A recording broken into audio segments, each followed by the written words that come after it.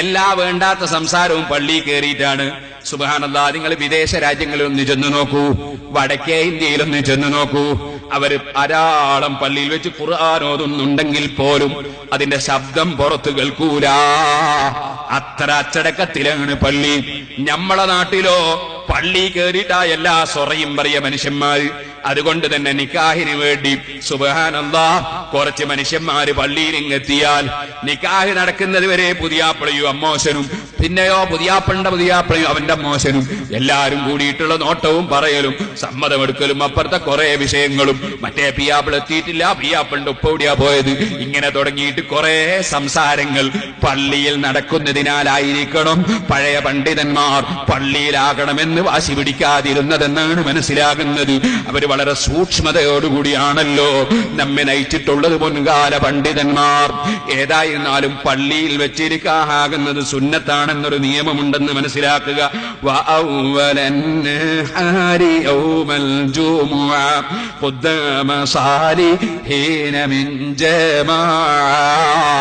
അതുപോലെ നിക്കാഹ് നടക്കുന്ന സമയത്ത് വെള്ളിയാഴ്ച ദിവസം രാവിലെ നിക്കാഹ് നടക്കുന്നത് സുന്നത്തുണ്ട്. വെള്ളിയാഴ്ച രാവിലെ ജുമഅക്ക് മുമ്പ് നിക്കാഹ് നടത്തൽ സുന്നത്തുണ്ട്. അതുപോലെ ഞാൻ നേരത്തെ പറഞ്ഞതുപോലെ പള്ളിയിൽ വെച്ച് കോലാഹലമുണ്ടാക്കുന്ന ജനങ്ങളായതുകൊണ്ടാകണം വെള്ളിയാഴ്ച രാവിലെ പള്ളിയിൽ വെച്ച് നടത്തുന്ന ഏർപ്പാട് നമ്മുടെ നാട്ടിൽ അധികവും ഉണ്ടാകാതിരുന്നതെന്നാണ് ഞാൻ മനസ്സിലാക്കുന്നത്. അതേ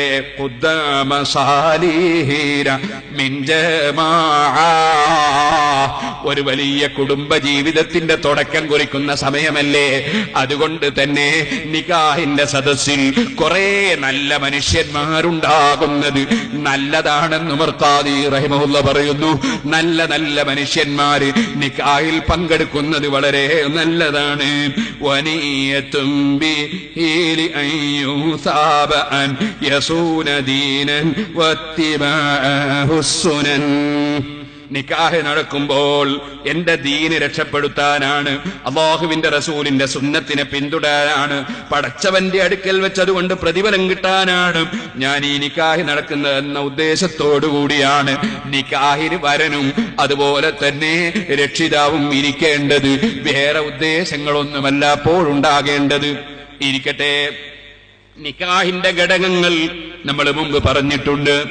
അതിൽ വളരെ പ്രധാനപ്പെട്ട ഒരു വിഷയമാണ് നിക്കാഹിന്റെ ഘടകങ്ങളിൽ ഒന്ന്, ഇടപാട് നടത്തുന്ന രണ്ടാളുകൾ, ഒന്നുകിൽ വരൻ അല്ലെങ്കിൽ വരന്റെ പ്രതിനിധിയായ വക്കീൽ. നമ്മുടെ നാട്ടിൽ സാധാരണയായി ബാപ്പ വക്കാലത്താക്കലുണ്ട് നിക്കാഹ് ചെയ്തു കൊടുക്കാൻ വേണ്ടി. അയാൾക്കാണ് വക്കീൽ എന്ന് പറഞ്ഞത്. ഇപ്പോഴും ഏൽപ്പിക്കപ്പെടുന്ന കേസ് ഏൽപ്പിക്കപ്പെടുന്ന ആൾക്ക് വക്കീൽ തന്നെ പറയാം, അത് അറബിയിൽ നിന്ന് വന്നതാ. ഇരിക്കട്ടെ, ആ ഏൽപ്പിക്കപ്പെടുന്ന ആള്, നിക്കാഹ് ചെയ്തു കൊടുക്കാൻ ഏൽപ്പിക്കപ്പെടുന്ന ആള്, അല്ലെങ്കിൽ നിക്കാഹ് ചെയ്യാൻ വേണ്ടി ഏൽപ്പിക്കുന്ന ആള് എന്ന് പറഞ്ഞാൽ വരൻ പങ്കെടുത്തിട്ടില്ല, വരന് പകരം വേറൊരാള് അയാളെ വക്കീലായിട്ട് വന്നതാ. അങ്ങനെ നമ്മളെ നാട്ടിൽ സാധാരണ നടക്കാറില്ല. അങ്ങനെയും ചെയ്യാം നിക്കാഹ്, കുഴപ്പമൊന്നുമില്ല. വരൻ ഒരാളെ ഏൽപ്പിക്കാണ്, എന്തിനു വേണ്ടി? അയാൾക്ക് വേണ്ടി നിക്കാഹ് ചെയ്യാൻ, അയാൾക്ക് വേണ്ടി നിക്കാഹ് ചെയ്യാൻ വേറൊരാളെ ഏൽപ്പിക്കുക, അങ്ങനെയും പറ്റും. ഇരിക്കട്ടെ, അങ്ങനെ വക്കാലത്താക്കപ്പെടുന്ന ആളോ അല്ലെങ്കിൽ വരൻ തന്നെയോ അല്ലെങ്കിൽ രക്ഷിതാവായി കൈകാര്യകർത്താവായി വരുന്ന ആളോ ഉണ്ടാകണം. വാചകം വേണം, രണ്ട് സാക്ഷികൾ വേണം. എന്നാൽ അതിൽ ഒരുപാട് നിബന്ധനകൾ ഉണ്ട്. അതിൽ വളരെ പ്രധാനപ്പെട്ട ഒന്നാണ് വലി അഥവാ കൈകാര്യകർത്തൃത്വം ചെയ്യുന്ന ആള്. അത് വളരെ പ്രധാനപ്പെട്ട ഒരാളാണ്. അതാരാണ് വലി? അത് വളരെ ചുരുക്കി ഞാൻ അത് പറഞ്ഞുകൊണ്ട് തീർക്കുകയാണ്. അബുൻ ഫശദ്ദുൻ ഫസഖീഖുൻ ഫഅഖു ലിൽ ആബി സുമ്മ ബിനുൽ ലികുല്ലി യുർസഖു. ഒന്നാമത്തെ രക്ഷിതാവ്, വിവാഹം കഴിച്ചു കൊടുക്കാൻ അധികാരമുള്ള ഒന്നാമത്തെ വ്യക്തി ബാപ്പയാണ്. ബാപ്പ ഇല്ലെങ്കിൽ ബാപ്പയുടെ ബാപ്പയാണ്. അവർ രണ്ടുപേരും ഇല്ലെങ്കിൽ ബാപ്പയും ഉമ്മയും ഒത്ത സഹോദരനാണ്. അദ്ദേഹം ഇല്ലെങ്കിൽ ബാപ്പ ഒത്ത സഹോദരനാണ്. അവര് ആരും ഇല്ലെങ്കിൽ ബാപ്പയും ഉമ്മയും ഒത്ത സഹോദരന്റെ മകനാണ്. അത് ഇല്ലെങ്കിൽ ബാപ്പ ഒത്ത സഹോദരന്റെ മകനാണ്. മുറത്തബം ഫൽ അമ്മു ലിൽ അബവൈനി ഫലി അബിൻ കദ ബനു ഹാദൈനി. അതെ, അത് കഴിഞ്ഞാൽ പിന്നെ ബാപ്പാന്റെ ജ്യേഷ്ഠൻ അനുജൻ. ചില ആൾക്കാര് ഒരുപാട് വയസ്സില്ലേ, ഒരു ഉപ്പാന്റെ ഏട്ടനില്ലേ, എന്നിട്ട് ചെറിയ ഒരു 18 വയസ്സായ ചെറിയോനാണ് നിക്കാഹിന് പോകുന്നത് എന്നൊക്കെ ചിന്തിക്കുന്ന ആളുകളുണ്ട്. അതല്ല, അതിനൊക്കെ പറഞ്ഞ നിയമം അനുസരിച്ച് എന്നെ നടക്കണം. അവിടെ വയസ്സൊന്നും നോക്കിയിട്ട് കാര്യമില്ല. വയസ്സതിനെക്കാളും വയസ്സുള്ള വേറെയും കുറെ ആൾക്കാരുണ്ട്. ഇവിടെ നിയമമാണ് നോക്കേണ്ടത്. ഇരിക്കട്ടെ, നിയമം സഹോദരൻ സഹോദരപുത്രൻ അതില്ലാത്ത രംഗം വരുമ്പോൾ എളാപ്പ മൂത്താപ്പ അവർക്കാണ് പിന്നീട് അവകാശം വരുന്നത്. ബാപ്പയും ഉമ്മയും ഒത്ത എളാപ്പയും മൂത്താപ്പയും, പിന്നീട് ബാപ്പ ഒത്ത എളാപ്പയും മൂത്താപ്പയും.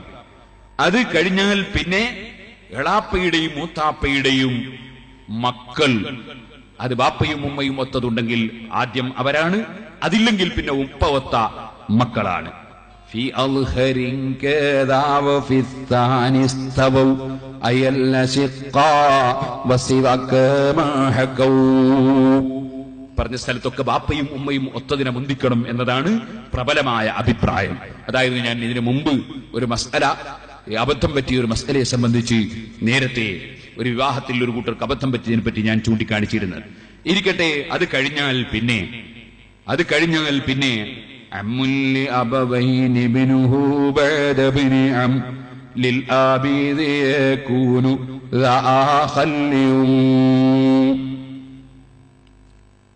മേൽപോട്ട് എളാപ്പയും മൂത്താപ്പയും കഴിഞ്ഞാൽ അവരുടെ മക്കളെ സംബന്ധിച്ച് പറഞ്ഞു.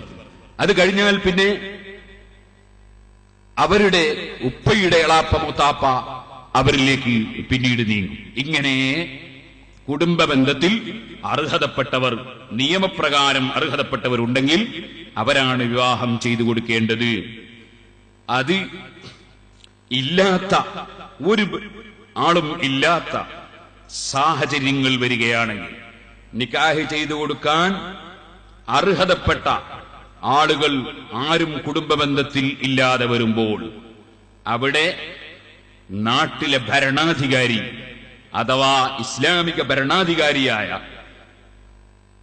സുൽത്താൻ അല്ലെങ്കിൽ ജഡ്ജിയായ വ്യക്തി, ഖാദി അല്ലെങ്കിൽ അവര് പ്രതിനിധിയായി നിശ്ചയിക്കപ്പെടുന്നവർ, അവരിലേക്ക് ആ അധികാരം നീങ്ങുമെന്നാണ് പണ്ഡിതന്മാര് പറഞ്ഞത്. അങ്ങനെ നീങ്ങുമ്പോൾ ഒരു നിയമമുണ്ട്.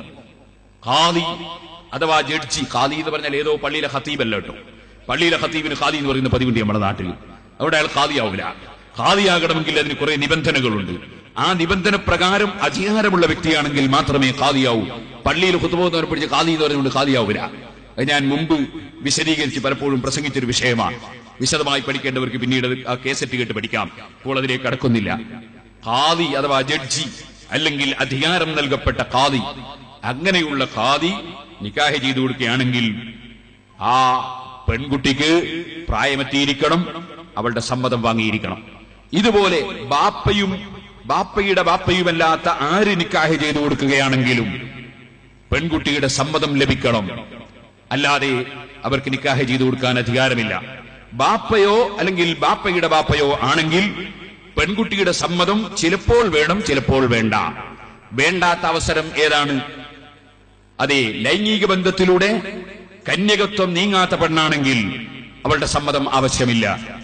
കന്യകത്വം നീങ്ങിയ പെണ്ണാണെങ്കിൽ സ്വന്തം ബാപ്പയാണെങ്കിലും സമ്മതം അനിവാര്യമാണ്. ഇങ്ങനെയാണ് അതിന്റെ നിയമം. ഇരിക്കട്ടെ, ബിഇദ്നി സബഈൻ മിൻ നിസാഖാദിയലി തസ്വീദഹാ മിൻഹാ നികാഹുൽ വലി. ഖാദി, ജഡ്ജി അല്ലെങ്കിൽ അധികാരം നൽകപ്പെട്ട ഖാദി, ആ ഖാദി നിക്കാഹ് ചെയ്തു കൊടുക്കാൻ പറ്റുന്ന 7 രംഗങ്ങൾ, 7 സ്ത്രീകളുടെ സമ്മതപ്രകാരം അവൻ നിക്കാഹ് ചെയ്തു കൊടുക്കാം. അതിലൊന്നാണ് നികാഹുൽ വലി. അധികാരമുള്ളവൻ തന്നെ അവളെ വിവാഹം കഴിക്കാൻ പോവുകയാണ്. അതെങ്ങനെ? നേരത്തെ നമ്മൾ എണ്ണി അധികാരം ലഭിക്കുന്ന കൂട്ടത്തിൽ എളാപ്പയുടെ മകന് വിവാഹം ചെയ്തു കൊടുക്കാൻ അധികാരം ലഭിക്കുന്ന രംഗങ്ങളുണ്ടെന്ന് പറഞ്ഞിട്ടുണ്ട്. ആ എളാപ്പാന്റെ മകൻ തന്നെ അവളെ വിവാഹം കഴിക്കാൻ വിചാരിക്കുകയാണ്. അപ്പൊ പിന്നെ വിവാഹം അവനോട് തുല്യമായ ആരും വേറെ മക്കൾ എളാപ്പാന്റെയോ മൂത്താപ്പാന്റെയോ മക്കളൊട്ടില്ലതാരും. എന്നാ പിന്നെ അവനെങ്ങനെ നിക്കാഹ് ചെയ്ത് കൊടുക്കുക? അപ്പൊ ഖാദി നിക്കാഹ് ചെയ്ത് കൊടുക്കണം. അതാണ് ഒന്ന്. പിന്നെ ഏതാണ്? മല്ലാവലി ഫഖ്ദുൽ വലി ഗാബൽ വലി ഉദ്റുൽ വലി അദ്ലുൽ വലി നുസ്കുൽ വലി. പിന്നെ 6 സ്ത്രീകൾ.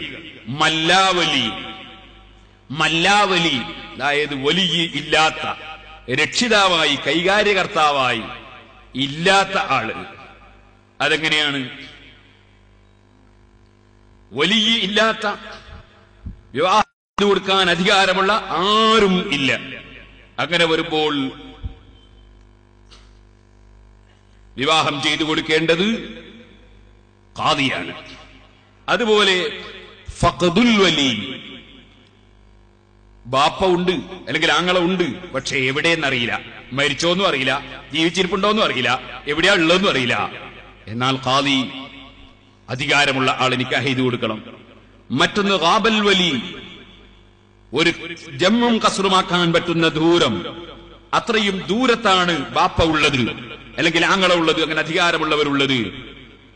അവരിൽ നിന്ന് വിവാഹം ചെയ്യാനുള്ള അനുമതി ലഭിച്ചിട്ടും ഇല്ല, അവരെ വക്കീലും ഇല്ല. അങ്ങനെ വരുമ്പോൾ ഖാദിക്ക് നിക്കാഹ് ചെയ്തു കൊടുക്കാം. അവരുടെ അടുക്കൽ എത്തിച്ചേരാനുള്ള വകുപ്പില്ലാത്ത സന്ദർഭങ്ങളാകുമ്പോൾ നിക്കാഹ് ചെയ്തു കൊടുക്കേണ്ടി വരും. പിന്നെ ഒന്ന് ഇൻ സവ്വജൽ ഖാദി ലിഅൻ ഗാബൽ വലി ഫബാന ഖുർബുഹു സുബൂതൻ യബ്തുലി. വിവാഹം ചെയ്തു കൊടുക്കാൻ അർഹതയുള്ള വ്യക്തി വളരെ ദൂരെയാണുള്ളത്, എത്രയോ ആയിരക്കണക്കിന് കിലോമീറ്റർ അകലെയാണ് എന്ന് പറഞ്ഞിട്ട് ഖാദി നിക്കാഹ് ചെയ്തു കൊടുത്തു. നിക്കാഹ് ചെയ്ത് കൊടുത്ത് 10 മിനിറ്റ് കഴിയുമ്പോൾ അയാൾ വരുന്നു, കാരണം അയാൾ ഇവിടെ കോഴിക്കോട്ടുണ്ടായിരുന്നു. എന്നാൽ ഖാദി ചെയ്തു കൊടുത്ത നിക്കാഹ് ബാത്തിലാണ് എന്ന് വിധിക്കും. ഇരിക്കട്ടെ, ഖാദി നിക്കാഹ് ചെയ്തു കൊടുക്കണമെങ്കിൽ ഈ പെണ്ണ് അവളുടെ അധികാര പരിധിയിൽ ഉള്ള ആളായിരിക്കണം എന്ന നിയമം വേറെയുണ്ട്. ഇനി മറ്റൊന്ന്, ഖാദി വലിയിന് അഥവാ അധികാരമുള്ള വ്യക്തിക്ക് എത്തിച്ചേരാനോ നിക്കാഹ് ചെയ്തു കൊടുക്കാനോ സാധിക്കാതെ വരിക. ഉദാഹരണത്തിന് അയാൾ അറസ്റ്റ് ചെയ്തു പോയിരിക്കുകയാണ്, പക്ഷേ ഖസ്ർ ജമ്മിന്റെ ദൂരത്തല്ല, നാട്ടിൽ തന്നെയാണ്, അറസ്റ്റ് ചെയ്തു പോയിരിക്കുകയാണ്. അയാളെടുത്ത് പോകാനോ അയാളെടുത്ത് ഇങ്ങോട്ട് നിക്കാഹിനെ അയാളെ കൊണ്ടുവരാനോ ഒന്നും സാധിക്കാത്ത ചുറ്റുപാട് വന്നു. അവിടെ ഖാദിയായിരിക്കും നിക്കാഹ് ചെയ്തു കൊടുക്കേണ്ടത്. അതുപോലെ ഉള്ള രംഗങ്ങൾ അതാണ്. ഒന്ന് വലിയില്ലാത്തവർ, ഒന്ന് വലിയിനെ എത്തിക്കാത്തവർ, മറ്റൊന്ന് വലിയ നാട്ടിലില്ലാത്തവർ, മറ്റൊന്ന് വലിയിന് കാരണമുള്ളവർ, വേറെ ഒന്ന് അദ്ലുൽ വലി, വിവാഹം ചെയ്തു കൊടുക്കാൻ അർഹതപ്പെട്ട ഭർത്താവിനെ എത്തിച്ചിട്ട് അതിന് പിതാവ് അല്ലെങ്കിൽ അർഹതപ്പെട്ട ആള് അതിന് തുനിയുന്നില്ല, ഞാൻ നിക്കാഹ് ചെയ്തു കൊടുക്കുന്നില്ല എന്ന് പറഞ്ഞ് വാശി പിടിക്കാണ് അയാള്. അങ്ങനെ വരുമ്പോൾ ഖാദിക്ക് നിക്കാഹ് ചെയ്തു കൊടുക്കാൻ അധികാരം വരും. ഇതുപോലെ തന്നെ നിക്കാഹ് ചെയ്തു കൊടുക്കാൻ ആവശ്യപ്പെടുമ്പോ സ്വന്തം ബാപ്പ അയാൾ ഒളിച്ചു കളഞ്ഞു, ബാപ്പ ഒളിച്ചു കളഞ്ഞു അല്ലെങ്കിൽ ആങ്ങളെ ഒളിച്ചു കളഞ്ഞു. അങ്ങനെ വന്നാൽ ഖാദിക്ക് നിക്കാഹ് ചെയ്തു കൊടുക്കാൻ അധികാരം ലഭിക്കും. അല്ലെങ്കിൽ അദ്ദേഹം മനസ്സില്ല നിക്കാഹ് ചെയ്തു കൊടുക്കാൻ എന്ന് പറഞ്ഞിട്ട് അദ്ദേഹം ഊക്ക് പറയാണ്, അല്ലെങ്കിൽ നോക്കാം നമുക്ക് പിന്നെ പറയാ പിന്നെ നോക്കാം അങ്ങനെ പറഞ്ഞ് സ്വീപ്പാക്കാണ്. അങ്ങനൊക്കെ ആയാൽ ഖാദിക്ക് നിക്കാഹ് ചെയ്തു കൊടുക്കാൻ അധികാരം വരും. മറ്റൊന്ന് നുസ്കുൽ വലി, അധികാരമുള്ള ആള് ഹജ്ജിനോ ഉംറക്കോ ഹിറാം ചെയ്തിരിക്കുന്നു. അങ്ങനെയാകുമ്പോഴും വലിയിന് പകരം ഖാദിക്ക് നിക്കാഹ് ചെയ്യാൻ അധികാരം വരും. ഇതുപോലെ ബാപ്പയോ ഉപ്പാപ്പയോ ബാപ്പയോ ഉപ്പയുടെ ബാപ്പയോ ഇല്ലാത്ത സ്ഥലത്ത് ഒരു പെണ്ണ് മാനസിക രോഗിയാണെങ്കിൽ ആ മാനസിക രോഗിയായ പെണ്ണിന് വിവാഹം ആവശ്യമാണെന്ന് ബോധ്യപ്പെട്ടാൽ ഖാദിക്ക് നിക്കാഹ് ചെയ്തു കൊടുക്കാൻ അധികാരമുണ്ടാകും. ഇങ്ങനെ തുടങ്ങിയ സ്ഥലങ്ങളിൽ അതാ അധികാരമുള്ളവർക്ക് നിക്കാഹ് ചെയ്തു കൊടുക്കാൻ പറ്റുന്ന രംഗങ്ങളുണ്ട്. ഞാൻ ചുരുക്കി പറയുന്നു. ഏതായിരുന്നാലും ഇത് മനസ്സിലാക്കേണ്ടതുണ്ട്.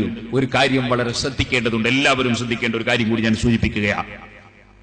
വക്കാലത്താക്കുകയാണെങ്കിൽ, ഒരാളെ നിക്കാഹ് ചെയ്യാൻ, പെണ്ണിനെ നിക്കാഹ് ചെയ്തു കൊടുക്കാൻ വേണ്ടി വക്കാലത്താക്കുകയാണെങ്കിൽ ആ പെണ്ണ് സമ്മതം ചോദിക്കേണ്ട പെണ്ണാണെങ്കിൽ, ഉദാഹരണത്തിന് നേരത്തെ ഞാൻ പറഞ്ഞു ലൈംഗിക ബന്ധത്തിലൂടെ കന്യകത്വം നീങ്ങിയ പെണ്ണാണെങ്കിൽ ആ പെണ്ണിനെ സ്വന്തം ബാപ്പ തന്നെ നിക്കാഹ് ചെയ്തു കൊടുക്കുകയാണെങ്കിലും അല്ലെങ്കിൽ ഉപ്പയുടെ ബാപ്പ നിക്കാഹ് ചെയ്തു കൊടുക്കുകയാണെങ്കിലും അവളുടെ സമ്മതം വേണം. ആ സമ്മതം വാങ്ങിയതിന് ശേഷം മാത്രമേ ആ ബാപ്പ അല്ലെങ്കിൽ ഉപ്പാപ്പ അല്ലെങ്കിൽ ആങ്ങളമാരോ മറ്റുള്ള ആളുകളോ നിക്കാഹ് ചെയ്തു കൊടുക്കുകയാണെങ്കിൽ എന്തായിരുന്നാലും പെണ്ണിന്റെ സമ്മതം വാങ്ങിയതിന് ശേഷം മാത്രമേ മറ്റൊരാളെ ഏൽപ്പിക്കാൻ പാടുള്ളൂ. ഏൽപ്പിച്ചിട്ട് സമ്മതം വാങ്ങിയാൽ പോരാ. വക്കാലത്താക്കുന്നതിന് മുമ്പ് സമ്മതം വാങ്ങിയിരിക്കണം. സമ്മതം വാങ്ങിയതിന് ശേഷം വക്കാലത്താക്കണം. നേരത്തെ വക്കാലത്താക്കിയിട്ട് പിന്നെ അവളെ സമ്മതം എടുത്താൽ പോരാ, അപ്പോൾ ആ വക്കാലത്ത് ശരിയാവുകയില്ല. ഇത് എല്ലാവരും മനസ്സിലാക്കിയിരിക്കേണ്ട ഒരു നിയമമാണ്. ഇരിക്കട്ടെ സഹോദരന്മാര്, അങ്ങനെ ഒരുപാട് നിയമങ്ങൾ ഈ വൈവാഹിക ജീവിതത്തിന് വിവാഹവുമായി ബന്ധപ്പെട്ട ഒരുപാട് നിയമങ്ങൾ നമ്മൾ മനസ്സിലാക്കേണ്ടതും ഉൾക്കൊള്ളേണ്ടതുമുണ്ട് എന്ന് ഓർമ്മപ്പെടുത്തുകയാണ്. ഇനി ഖാദിയും ഇല്ലെങ്കിലോ, ജഡ്ജി, ഇസ്ലാമിക കോടതിയുടെ ജഡ്ജി ഇല്ല, അല്ലെങ്കിൽ അതുപോലെ അധികാരം ശറഇന്റെ നിയമമനുസരിച്ച് അധികാരം നൽകപ്പെട്ട ഖാദിയില്ല, അങ്ങനെ വന്നാലോ അവിടെയാണ് തഹ്കീം എന്ന് പറയുന്ന ഒരു വിഷയം. അതായത് വിവാഹം കഴിക്കപ്പെടുന്ന വധുവും വിവാഹം കഴിക്കുന്ന വരനും അവരുടെ രണ്ടാളുടെയും വിവാഹത്തിലുള്ള പ്രശ്നങ്ങൾ പൂർണ്ണമായി അധികാരം ഒരു വ്യക്തിയെ കൈമാറുക, അതിനാണ് തഹ്കീം എന്ന് പറയുന്നത്. ഉദാഹരണത്തിന്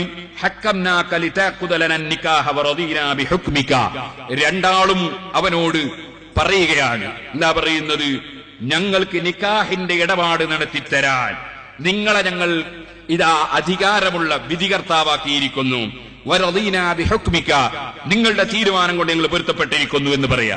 അല്ലെങ്കിൽ ഓരോരുത്തരും പറയാ ഹക്കംതുക ലിതഖുദലി, നിങ്ങൾ എനിക്ക് നിക്കാഹിന്റെ ഇടപാട് നടത്തിത്തരാൻ നിങ്ങളെ ഞാൻ അധികാരസ്ഥനാക്കിയിരിക്കുന്നു. അങ്ങനെ രണ്ടാളും പറഞ്ഞിരിക്കണം. രണ്ടാളും ഒരേ സ്ഥലത്ത് തന്നെ ഒരുമിച്ച് കൂടി പറയണമോ അല്ല രണ്ട് സ്ഥലത്ത് പറഞ്ഞാൽ മതിയോ എന്ന് വലിയൊരു തർക്കം വലിയ വലിയ ആലിമീങ്ങൾക്കിടയിൽ നടന്നിട്ടുണ്ട്. ഏതായിരുന്നാലും ശരി, അങ്ങനെ രണ്ടുപേരും ഒരാളെ അധികാരപ്പെടുത്തുക. അങ്ങനെ അധികാരപ്പെടുത്തിയാൽ ആ വ്യക്തിക്ക് വിവാഹം ചെയ്തു കൊടുക്കാൻ അധികാരമുണ്ടാകും. അതിനാണ് തഹ്കീം എന്ന് പറയുന്നത്. ഇരിക്കട്ടെ, അങ്ങനെ നിക്കാഹിന്റെ ശരിയായ വാചകങ്ങൾ അതിൻ്റെതായ നിയമപ്രകാരം പറഞ്ഞുകൊണ്ട് കസ്റ്റഡിയിൽ വന്നവളാണ് ഭാര്യ എന്ന ഓർമ്മ ഭാര്യക്കും വേണം, ഭർത്താവിനും വേണം. ഞാൻ ചുരുക്കി പറഞ്ഞ് എന്റെ പ്രസംഗം നിർത്തുകയാണ്. സഹോദരിമാരെ, സഹോദരന്മാരെ, ജീവിതം വളരെ സന്തോഷകരമായ ജീവിതമാകണം. അതുകൊണ്ട് തന്നെ ഭാര്യമാരൊരിക്കലും ഭർത്താക്കന്മാരോട് ആവശ്യമില്ലാത്ത വിഷയങ്ങൾക്കൊക്കെ പറഞ്ഞ് അവന് ഹറാമായ പ്രവർത്തനങ്ങളിലൂടെ പണം സമ്പാദിക്കാൻ പ്രചോദനം നൽകുന്ന സ്വഭാവമുണ്ടാകാൻ പാടില്ല. മറിച്ച് നിങ്ങൾക്കറിയില്ലേ, മഹാന്മാരായ ആളുകൾ അവരുടെ ഭാര്യമാർ അവർ വീട്ടിൽ വെച്ച് ഇറങ്ങുന്നതിന് മുമ്പ് പറയുകയാണ്, ഇയ്യാക വകസ്ബൽ ഹറാം, ഓ പ്രിയപ്പെട്ട ഭർത്താവേ, നിങ്ങൾ ഒരിക്കലും ഹറാമായ ജോലി എടുക്കരുതേ. ഫൈനാ നസ്ബിറു അലൽ ജൂഇ വൽദുരി വലാ നസ്ബിറു അലന്നാർ, ബെസന്നാൽ ഞങ്ങൾ സഹിച്ചോളും, അതുപോലെ തന്നെ പഴയ തുണിയും കുപ്പായവും കൊണ്ടൊക്കെ ഞങ്ങൾ മതിയാക്കിക്കോളും, പക്ഷേ നരകം ക്ഷമിക്കാൻ ഞങ്ങളെ കൊണ്ട് കഴിയില്ല. അതുകൊണ്ട് പ്രിയപ്പെട്ട ഭർത്താവേ, ഹലാലല്ലാത്ത ഒന്നും തന്നെ നിങ്ങൾ സമ്പാദിച്ചു കൊണ്ടുവന്ന് ഞങ്ങളെ തിന്നിക്കരുതേ. ഇത് പറയുന്ന പെണ്ണ് അല്ലാഹുവിങ്കൽ സ്വീകാര്യതയുള്ള പെണ്ണ്. ഓ സഹോദരന്മാരെ, നിങ്ങൾ കേട്ടിട്ടില്ലേ, അഹ്മദ് ഇബ്നു അബിൽ ഹവാരി റളിയല്ലാഹു അൻഹുവിനോട് റാബിയ ബിൻത് ഇസ്മായിൽ റളിയല്ലാഹു അൻഹാ പറയുകയാണ്, നിങ്ങൾ എന്നെ വിവാഹം കഴിക്കുമോ? രണ്ടാളും വലിയ മഹാന്മാരാണ്. മഹാനവറുകളെ മറുപടി, അതെ, ഞാനിപ്പോൾ വിവാഹം ഉദ്ദേശിക്കുന്നില്ല, എനിക്ക് ഇബാദത്തിലായി ജീവിക്കണമെന്നാണ് എന്റെ താല്പര്യം. വല്ലാഹി മാലി ഹിമ്മത്തും ഫിന്നിസായി ലിസുഗ്ലി ബിഹാലി, ഒരു പെണ്ണുമായി ബന്ധപ്പെടണമെന്നോ വിവാഹം കഴിക്കണമെന്നോ എന്റെ മനസ്സിലില്ല. ഞാൻ അല്ലാഹുവുമായി ബന്ധപ്പെട്ട് എന്റെ ജീവിതം നയിക്കുകയാണ്. ഉടനെ തന്നെ ആ സ്ത്രീയുടെ മറുപടി, ഞാനും അതുപോലെ തന്നെയാണ്, എനിക്കും ഒരു വികാരത്തിന്റെ പേരിൽ നിങ്ങൾ വിവാഹം കഴിക്കുമോ എന്ന് ചോദിച്ചതല്ല. പിന്നെ ഞാൻ ചോദിച്ചതിന്റെ അർത്ഥം എന്താണെന്നറിയോ? വലാകിൻ വരിസ്തു മാലൻ ജസീരം മിൻ സൗജി, എന്റെ ഭർത്താവിൽ നിന്ന് എനിക്ക് ഒരുപാട് സമ്പത്ത് ലഭിച്ചിട്ടുണ്ട്. എനിക്ക് ആദ്യം ഒരു ഭർത്താവ് ഉണ്ടായിരുന്നു, ആ ഭർത്താവ് മുഖേന എനിക്ക് കുറെ സ്വത്ത് ലഭിച്ചിട്ടുണ്ട്. ഫഅറത്തു അൻ തുൻഫിഖഹു അലാ ഇഖ്വാനിക, നിങ്ങൾ എന്നെ ഭാര്യയായി സ്വീകരിച്ചാൽ നിങ്ങളുടെ സഹോദരന്മാർക്കൊക്കെ എന്റെ സ്വത്തെടുത്ത് നിങ്ങൾക്ക് അതാ ചെലവഴിക്കാൻ തരാൻ ഉദ്ദേശിച്ചുകൊണ്ടാണ് ഞാനിത് പറഞ്ഞത്. വഅരിഫു ബിക സ്വാലിഹീൻ, അതുപോലെ തന്നെ മഹാന്മാരെയും മഹദികളെയും ഒക്കെ പരിചയപ്പെടാൻ അവസരം കിട്ടിയാൽ പടച്ച റബ്ബിലേക്ക് എനിക്ക് അടുക്കാനൊരു മാർഗമായാലോ. അഹ്മദ് ഇബ്നു അബിൽ ഹവാരി റളിയല്ലാഹു അൻഹു പറഞ്ഞു, എന്റെ ഉസ്താദ് അബൂ സുലൈമാൻ ദാറാനി റളിയല്ലാഹു അൻഹുവിനോട് ഞാൻ സമ്മതം ചോദിക്കട്ടെ, മഹാനവറുകൾ നീ ഇബാദത്തിൽ തന്നെ മുഴുകി ജീവിക്കുമ്പോ നിനക്കതാ സ്ത്രീകളുടെ ആവശ്യമില്ലെങ്കിൽ നീ വിവാഹം കഴിക്കാതെ ഇബാദത്തിൽ തന്നെ മുഴുകി ജീവിച്ചോ, നിന്നോട് വസിയ്യത്ത് ചെയ്തിട്ടുണ്ട്. അതേ ഇരിക്കട്ടെ, അങ്ങനെ ഈ പെണ്ണിന്റെ നല്ല ഉദ്ദേശം എന്താണ്? ഉദ്ദേശം നല്ല നല്ല മനുഷ്യന്മാർക്ക് എന്റെ സമ്പത്ത് കിട്ടണം, അതിനീ ഭർത്താവ് മുഖേന അത് ചെലവഴിക്കണം. ഈ ഉദ്ദേശത്തോടെയാണല്ലോ പെണ്ണ് ആവശ്യപ്പെട്ടത്. അക്കാരണത്താൽ ഉസ്താദിനോട് സമ്മതം ചോദിച്ചു. അവൾ പറഞ്ഞ വാചകങ്ങളെല്ലാം ഉസ്താദിന്റെ മുമ്പിൽ വിവരിച്ചപ്പോൾ ഉസ്താദ് അബൂ സുലൈമാൻ ദാറാനി തങ്ങളെ മറുപടി, തസവ്വജ് ബിഹാ ഫഇന്നഹാ വലിയ്യത്തുൽ ലില്ലാഹ്. ആ പെണ്ണ് അല്ലാഹുവിന്റെ ഔലിയാക്കളിൽപ്പെട്ട വലിയത്തായ ഒരു പെണ്ണാണ്. അവള് സമ്പത്തിനെ മോഹിച്ചിട്ടില്ല. അവളെ മോഹം അവളെ കയ്യിലുള്ള പണം നല്ല കാര്യത്തിന് വേണ്ടി ഭർത്താവ് മുഖേന ചെലവഴിക്കണമാണെന്നല്ലേ. അതുകൊണ്ട് നീ അവളെ വിവാഹം കഴിച്ചോ. ഓ സഹോദരിമാരെ, ദുന്യാവിനെ സ്നേഹിക്കുന്നതിന് പകരം ഭർത്താവ് മുഖേന സ്വർഗത്തിൽ കടക്കണമെന്നാണ് ഏത് സ്ത്രീയും ആഗ്രഹിക്കേണ്ടത്. ഇതുപോലെ തന്നെ ഞാൻ ഇന്നലെ ഭർത്താക്കന്മാര് ഭാര്യമാരുടെ സ്വത്ത് മോഹിച്ചുകൊണ്ടല്ല വിവാഹം കഴിക്കേണ്ടതെന്ന് പ്രത്യേകം പറഞ്ഞിട്ടുണ്ടല്ലോ. എന്നാൽ ഇമാം ഗസ്സാലി റളിയല്ലാഹു അൻഹു അതാ ഒരു കാര്യം ഇവിടെ സൂചിപ്പിക്കുന്നു. സ്വന്തം ബാപ്പയും ഉമ്മയും അവരുടെ മക്കളോട് എങ്ങനെയാണ് കുടുംബജീവിതം നയിക്കേണ്ടതെന്ന് പറഞ്ഞു കൊടുക്കണം. കേട്ടിട്ടില്ലേ നിങ്ങൾ ബഹുമാനപ്പെട്ട അസ്മാ ബിൻത് ഖാരിജത്തുൽ ഫസാരി റളിയല്ലാഹു അൻഹാ? ആ അസ്മാ ബീവി സ്വന്തം മകളെ വിളിച്ചിട്ട് പറയുകയാണ്, വിവാഹത്തിന്റെ സന്ദർഭം എത്തിയപ്പോ പറയുകയാണ്, മോളെ ഇന്നകി ഖറജ്തി മിനൽ ഇശ്ശില്ലദീ ഫീ ദറജതി, അതാ നിന്നോട് ഞാൻ പറയട്ടെ, ഫസിർതി ഇലാ ഫിറാസിൻ തഅരിഫി, പെണ്ണേ, ഓ പെൺകുട്ടി, നീ ഇഷ്ടപ്പെടാ, നീ മുമ്പ് പരിചയപ്പെടാത്ത വിരിപ്പിലേക്ക് നീതായി വീട്ടിൽ നിന്ന് പുറപ്പെട്ടു പോവുകയാണ് കേട്ടോ. വഖരീനില്ലം തൈലി ഫീഹി, നീ മുമ്പ് ഇണങ്ങാത്ത ഒരു പുരുഷന്റെ കൂടെ ജീവിക്കാൻ പോവുകയാണ്. അതുകൊണ്ട് വിവാഹത്തിന് മുതിരുന്ന നീ ഒരു കാര്യം ചെയ്യണം. ഫകൂനി ലഹു അർളൻ യകുല്ലക സമാ, നീ ഭൂമി പോലെയാകണം, ഭൂമിയെപ്പോലെ നീ ആകണം. നിനക്കറിയാമല്ലോ ഭൂമിയുടെ സ്വഭാവം എന്താണ്? ഭൂമി എന്ന് പറയുന്നത് ധാരാളം വസ്തുക്കളെ മുളപ്പിക്കുന്നതല്ലേ ഭൂമി. ഏത് കാര്യങ്ങളും സ്വീകരിച്ച് ക്ഷമിക്കുന്ന വസ്തുവല്ലേ ഭൂമി, അല്ലേ? ഭൂമിയിൽ നിന്നല്ലേ സസ്യങ്ങൾ ഉണ്ടാകുന്നത്? ആ ഭൂമിയിൽ തന്നെയല്ലേ നമ്മൾ കക്കൂസിന്റെ ടാങ്കി കുഴിക്കുന്നത്? അപ്പോൾ നീചമായ വസ്തു ഭൂമിയിൽ വന്ന് വീഴുമ്പോ ആ നീചമായ വസ്തുവിനെ ഭൂമി സ്വീകരിക്കുന്നുണ്ടല്ലോ. നല്ല വസ്തുക്കൾ ധാരാളം ഭൂമി സംഭാവന ചെയ്യുന്നുണ്ടല്ലോ. അതുകൊണ്ട് നീ ഒരു കാര്യം ചെയ്യണം, നീ ആ ഭർത്താവിനെ സംബന്ധിച്ചിടത്തോളം ഭൂമി പോലെയാകണം. യകുല്ലക സമാ, എന്നാൽ അവൻ നിനക്ക് ആകാശം പോലെയാകും. ആകാശത്തിന്റെ സ്വഭാവം എന്താണ്? ഭൂമിയിലേക്ക് ധാരാളം വെള്ളം ചൊരിക്കലല്ലേ. അതുപോലെ നിനക്കതാ സന്തോഷം അവൻ ചൊരിയുന്നവനാകും, നിനക്ക് സന്തോഷം ചൊരിയുന്ന ഭർത്താവാകും. നീ ഭൂമി ായാൽ ഭർത്താവ് ആകാശം പോലെയാകും. അതേ സമയത്ത് ഓ പെൺകുട്ടി, നീ ഒരു വിരിപ്പ് പോലെയാകണം. അങ്ങനെ വിരിപ്പ് പോലെയായാൽ യകുല്ലക ഇമാദൻ, അതെ നിങ്ങൾ കാണാറില്ലേ, ഒരു എഞ്ചിനീയർ ഒരു ബിൽഡിംഗ് എടുക്കുമ്പോ കുഴി കുഴിച്ചതിന് ശേഷം ബെഡ് എന്ന പേരിൽ അവർക്ക് കുറച്ച് കോൺക്രീറ്റ് ചെയ്യാനുണ്ട്. ആ നിലക്കുള്ള ഒരു ബെഡിന്റെ സ്ഥാനത്താകണം. അതിന്റെ മേലെയല്ലേ പിന്നീട് അതാ തൂണുയർന്നു വരുന്നത്. ഇതുപോലെ നീ ഒരു ബെഡ് പോലെയാകണം. നിന്നിലായിരിക്കണം അവന്റെ ഉയർച്ച മുഴുവനും. അങ്ങനെ നീ മുഖേന അവൻ ഉയർന്നു വരാൻ നീ അസാസാകണം, തറയാകണം. പിന്നെയും മഹദി വിവരിക്കുകയാണ്, വകൂനി ലഹു അമതൻ യകൂനു ലക അബ്ദാ, നീ നീ ഒരടിമപ്പെണ്ണിനെ പോലെ അവന്റെ മുമ്പിൽ നിൽക്കണം. അപ്പോൾ അവനൊരടിമയെ പോലെ നിന്നോടിങ്ങോട്ടും പെരുമാറും. നിന്റെ പെരുമാറ്റം ഹുങ്കോടുകൂടിയാകരുത്, അഹങ്കാരത്തോടുകൂടിയാകരുത്. നീ ഒരിക്കലും തന്നെ നിന്റെ ഭംഗിയെക്കുറിച്ച് അവനോട് പറയരുത്. അതുപോലെ തന്നെ നിന്റെ ഉപ്പാന്റെ പവർ പറയരുത്, നിന്റെ പൊരയിലെ പവർ പറയരുത്. അങ്ങനെയാകുമ്പോൾ അവനും നീയും തമ്മിൽ ഒത്തുപോകൂല. മറിച്ച് നീ അവന്റെ മുമ്പിൽ അടിമയെ പോലെ നിന്ന്, അടിമപ്പെണ്ണിനെ പോലെ നിന്നു. എന്നാൽ അവൻ നിന്റെ മുമ്പിൽ അടിമയായ പുരുഷനെ പോലെ അവനുമുണ്ടാകും. നിന്റെ ഇഷ്ടത്തിലാണ് അവന്റെ ഇഷ്ടം, അവന്റെ ഇഷ്ടത്തിലാണ് നിന്റെ ഇഷ്ടം. ആ നിലക്ക് നിങ്ങൾക്ക് ജീവിച്ചു പോകാൻ കഴിയും.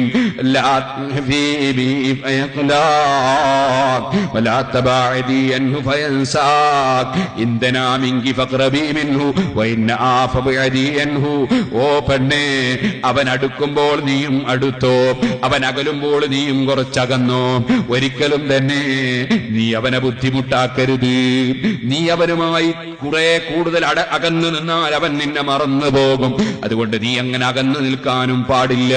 പിന്നെയോ വഹ്ഫളി അൻഫഹു, അവന്റെ മൂക്ക് നീ സൂക്ഷിക്കണം, അവന്റെ മൂക്ക് നീ സൂക്ഷിക്കണം. വസംഅഹു, അവന്റെ കാത് നീ സൂക്ഷിക്കണം. വഅൈനഹു, അവന്റെ കണ്ണ് നീ സൂക്ഷിക്കണം. എന്ന് പറഞ്ഞാൽ അതിന്റെ അർത്ഥം എന്താണ്? ഫലാ യസുമ്മന്ന മിൻക ഇല്ലാ തീബ, എപ്പോഴും നിന്നിൽ നിന്ന് സുഗന്ധമല്ലാതെ അവന്റെ മൂക്കിന് അനുഭവപ്പെടരുത്. നീ ഭാര്യയായി ജീവിക്കുമ്പോ നിന്നിൽ നിന്ന് അവന്റെ മൂക്കിന് സുഗന്ധമല്ലാതെ അനുഭവപ്പെടരുത്. ഒരിക്കലും നാറുന്ന ഷർട്ടുമായി, നാറുന്ന തുണിയുമായി, നാറുന്ന വസ്ത്രവുമായി കുളിക്കാതെ, നല്ല വസ്ത്രം ധരിക്കാതെ, അത്തറ് പുരട്ടാതെ നീ അവന്റെ മുന്നിലേക്ക് പോകരുത്. നീ അവന്റെ മൂക്ക് നീ വിഷമിപ്പിക്കരുത്. നീ എപ്പോഴും സുഗന്ധത്തോടെ അല്ലാതെ അവനെ സമീപിക്കരുത്. പിന്നെയോ വലാ യസ്മഉ ഇല്ലാ ഹസന, അവന്റെ കാത് നീ സൂക്ഷിക്കണം. അവന്റെ കാതിൽ അവൻ ഇഷ്ടപ്പെടുന്നതല്ലാതെ നീ സംസാരിച്ചേക്കരുത്. നിന്റെ സംസാരം അവൻ ഇഷ്ടപ്പെടുന്നത് മാത്രമായിരിക്കണം. വലാ യൻദുറു ഇല്ലാ ജമീല, അവൻ നിന്നെ നോക്കുന്ന സമയത്ത് അഴകോടെ അല്ലാതെ നിന്നെ കാണരുത്. നീ എപ്പോഴും നല്ല വസ്ത്രത്തിലൂടെ, നല്ല അലങ്കാരത്തിലല്ലാതെ ഭർത്താവിന്റെ മുന്നിലേക്ക് പോകരുത്. ഓ മുസ്ലിം സഹോദരിമാരെ, പലപ്പോഴും ഞാൻ എന്റെ പ്രസംഗത്തിൽ ചൂണ്ടിക്കാണിക്കാറുണ്ട്, വേശ്യാസ്ത്രീകളായ കുറെ സ്ത്രീകളുണ്ട് ലോകത്ത്. അത് എയ്ഡ്സ് വിതരണം ചെയ്യുന്ന കേന്ദ്രങ്ങളാണ്, ദുഷിച്ച് നാറുന്ന സ്ത്രീകളാണ്. പക്ഷേ അവരുടെ ശരീരത്തിലും വസ്ത്രത്തിലുമൊക്കെ അഴക് പ്രകടിപ്പിച്ചുകൊണ്ട് എത്രയോ ദുർബലരായ പുരുഷന്മാരെ അവർ ആകർഷിപ്പിക്കുന്നു. അതേസമയത്ത് സ്വന്തം ഭാര്യമാർ, ഭർത്താക്കന്മാര് വീട്ടിൽ കയറി ചെല്ലുമ്പോ അടുക്കളയിൽ നിന്നുള്ള മുഴുവൻ പുകയും കൊണ്ട ഉള്ള പശുവിനെ കഴിച്ചു കെട്ടിയിട്ട് ആലയിൽ നിന്ന് വന്ന, അതുപോലെ തന്നെയുള്ള എല്ലാ പൊടിയും പുരണ്ട, അതേ ഒരു നിലക്കും ഒന്നിനും പറ്റാത്ത തുണിയും കുപ്പായവും ഇട്ട് നാറുന്ന നിലക്ക് ഭർത്താവിനെ സമീപിക്കുന്നതിനാൽ സ്വന്തം ഭാര്യയ്ക്ക് പകരം ഹറാമായ വഴികളിലേക്ക്, എയ്ഡ്സ് വിതരണം ചെയ്യുന്ന ദുഷിച്ച കേന്ദ്രങ്ങളിലേക്ക് സുബ്ഹാനല്ലാഹ് ഭർത്താക്കന്മാര് വഴിതെറ്റിപ്പോകുന്നു. ഉത്തരവാദിത്വം നിങ്ങൾക്കാണേ സ്ത്രീകളെ. അസ്മാ ബീവി പെൺകുട്ടിയോട് ഉപദേശിച്ച ഉപദേശം അതാണ്. ഇതിങ്ങനെ വിശദീകരിച്ചുകൊണ്ട് ബഹുമാനപ്പെട്ട ഇമാം ഗസ്സാലി റളിയല്ലാഹു അൻഹു പറയുകയാണ്, أن تكون قاعدة في خير بيتها لازمة لمنزلها لا يكثر صعودها واطلاعها. സ്ത്രീകൾ വീട്ടിൽ നിന്ന് പരമാവധി പുറത്തു പോകാതെയാണ് ഭർത്താവിനെ സന്തോഷിപ്പിച്ച് ജീവിക്കേണ്ടത്. ഖലീലത്തിൽ കലാമിലെ ജീറാനിഹ, അപ്പുറത്തും ഇപ്പുറത്തുമുള്ള സ്ത്രീകളോട്, അതേ ആളുകളോട് സംസാരം കുറച്ചുകൊണ്ടാണ് വേണ്ടത്. അപ്പുറം ഇപ്പുറമുള്ള പുരുഷന്മാരോട് സൊറ പറയാനൊന്നും സ്ത്രീകൾ നിൽക്കാൻ പാടില്ല. ലാ തദ്ഖുൽ അലൈഹിം ഇല്ലാ ഫീ ഹാലിൻ യുജിബുദ്ദുഖൂൽ. അതുപോലെ തന്നെ തഹ്ഫദു ബഅലഹാ ഫീ ഗൈബതിഹി, ഒരന്യപുരുഷനുള്ള വീട്ടിലേക്ക് കടക്കുകയാണെങ്കിൽ തന്നെ കടക്കാൻ പറ്റുന്ന സമയത്തല്ലാതെ, അവന്റെ ഭാര്യയുള്ള സമയത്തല്ലാതെ, അവിടെ വേറെ ആളുകളുള്ള സമയത്തല്ലാതെ അയൽവാസിയുടെ വീട്ടിലേക്ക് ഒരന്യ പെണ്ണ് പോകാൻ പാടില്ല. പിന്നെയോ തഹ്ഫദു ബഅലഹാ ഫീ ഗൈബതിഹി, ഭർത്താവ് നാട്ടിലില്ലാത്ത സമയത്തും അവന്റെ മാന്യതയും അഭിമാനവും കാത്തു സൂക്ഷിച്ചുകൊണ്ടല്ലാതെ ഒരു പെണ്ണും ജീവിക്കാൻ പാടില്ല. വതതുലുബു മസറതഹു ഫീ ജമീഇ ഉമൂരിഹാ, അവളുടെ ഏത് അടക്കത്തിലും അനക്കത്തിലും ഏത് പ്രവർത്തനത്തിലും ഭർത്താവിന്റെ സന്തോഷം തേടിക്കൊണ്ടല്ലാതെ അവൾ ഒരു കാര്യവും ചെയ്യാൻ പാടില്ല. വലാ തഖൂനുഹു ഫീ നഫ്സിഹാ വമാലിഹി, അവന്റെ സ്വത്ത് കൈകാര്യം ചെയ്യുന്ന സ്ഥലത്തും അവളുടെ ശരീരം സംരക്ഷിക്കുന്ന സ്ഥലത്തും ഒരിക്കലും ഭർത്താവിനെ അവൾ വഞ്ചിക്കാൻ പാടില്ല. വലാ തഖ്റുജു മിൻ ബൈതിഹാ ഇല്ലാ ബിഇദ്നിഹി, ഭർത്താവിന്റെ സമ്മതമില്ലാതെ വീട്ടിൽ നിന്ന് അവൾ ഇറങ്ങാൻ പാടില്ല. ഫൈൻ ഖറജത് ബിഇദ്നിഹി, അവന്റെ സമ്മതത്തോടെ അവൾ പോവുകയാണെങ്കിൽ തന്നെ ഫമുഖ്തഫിയത്തുൻ, മറ്റൊരാളെ കാണാത്ത നിലയ്ക്ക് ശരീരം മറച്ചേ പോകാവൂ. ഫീ ഹൈഅത്തിൻ റസത്തിൻ, അവൾ അലങ്കാരം ധരിച്ചു പോകാൻ പാടില്ല. തതുലുബുൽ മവാദിൽ ഖാലിയത ദൂന ശവാരി വൽ അസ്വാഖി, അവൾക്ക് അഥവാ പോകേണ്ടി വന്നാൽ തന്നെ അങ്ങാടിയുടെ മധ്യത്തിലൂടെ നടന്നു പോകാൻ പാടില്ല, റോട്ടിന്റെ മധ്യത്തിലൂടെ നടന്നു പോകാൻ പാടില്ല. മുഹ്തരിസതൻ മിൻ യസ്മാ ഗരീബുൻ സൗതഹാ, മറ്റൊരാൾ അവളെ ശബ്ദം കേൾക്കുന്ന രൂപത്തിൽ അവൾ അങ്ങനെ പോകാൻ പാടില്ല.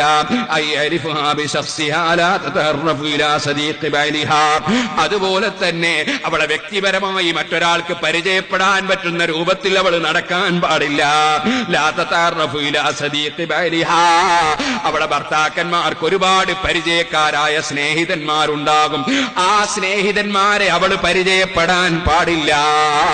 ഭർത്താവിന്റെ സ്നേഹിതന്മാരെ പരിചയപ്പെടേണ്ട ആവശ്യം ഭാര്യയ്ക്കില്ല. ഇമാം ഗസ്സാലി റളിയല്ലാഹു അൻഹു പറയുകയാണ്, ഭർത്താവിന്റെ പരിചയക്കാരെ അവൾ പരിചയപ്പെടാൻ പോകേണ്ടതില്ല. ബൽ തതനക്കറു അലാ മൻ തദുന്നു അന്നഹു യഅരിഫു ഔ തഅരിഫുഹു, അവൾ പരിചയപ്പെടുമെന്നോ പരിചയപ്പെടാൻ ഇഷ്ടപ്പെടുമെന്നോ തോന്നിയിട്ട് വല്ലവനും സംസാരിച്ചാൽ അവളെ പെരുമാറ്റം അവന് പിടിക്കാൻ പാടില്ല.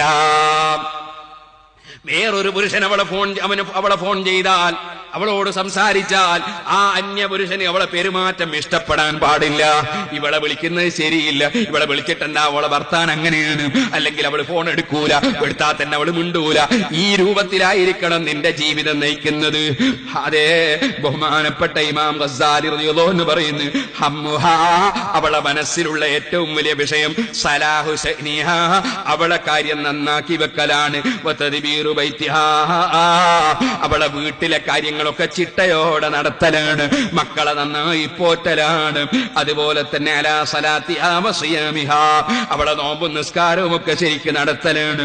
എന്നിട്ടോ വൈദസ്തദന സദീഖുൽ ലിബൈലിഹാ അലൽ ബാബി, അതേ ഭർത്താവിന്റെ സ്നേഹിതൻ വന്ന് വാതിലിന് മണിയടിച്ചാൽ, ബെല്ലടിച്ചാൽ, വലൈസൽ ബഅലു ഹാദിറൻ, എന്നിട്ടോ അവിടെ അതാ ഭർത്താവ് ഇല്ലെങ്കിൽ ലം തസ്തഫിഹിം വലം തുആബിദുഹു ഫിൽ കലാമി ഖിയറതൻ അലാ നഫ്സിഹാ വബൈലിഹാ, അവനോട് വർത്തമാനം പറയാൻ അവൾ നിൽക്കാൻ പാടില്ല. ഇവിടെ ഭർത്താവില്ലെന്ന ഒരൊറ്റ വാക്ക് പറഞ്ഞ് അവനെ അങ്ങ് തിരിച്ചേക്കണം. പിന്നെ അന്യപുരുഷനോ നിങ്ങൾ കയറുന്നില്ലേ, ഗ്രിൽസ് തുറന്നു തരട്ടെ, അതില് തുറ